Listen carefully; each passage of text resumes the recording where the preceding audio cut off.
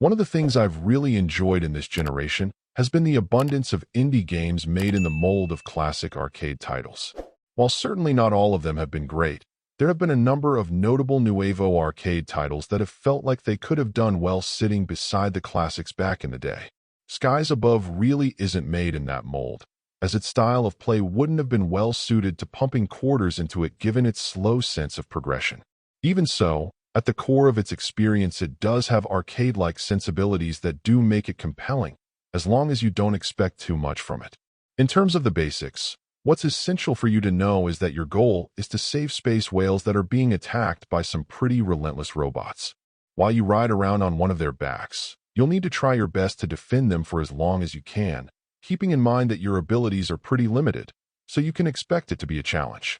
This simplicity of play and a desire to keep trying to up your game, go further, and hone your skills is very arcade-like at its heart.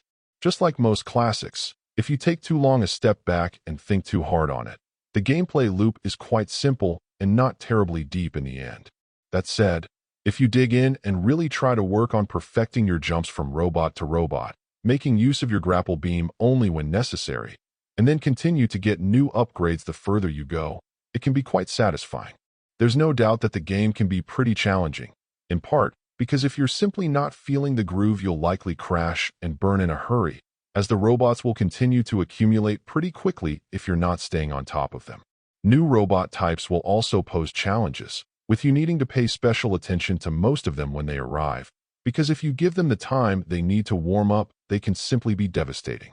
Then, once you unlock challenges, you'll have additional objectives to try to meet on each run, earning some nice loot if you're able to pull it off. Of course, that then allows you to move further along your upgrade path more quickly, ultimately allowing you to likely go even further in future runs.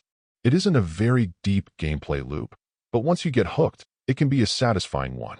Overall, my final score for the game ended up being a 7.7. And if you're interested in picking it up, it's currently available on the Switch eShop for $7.99.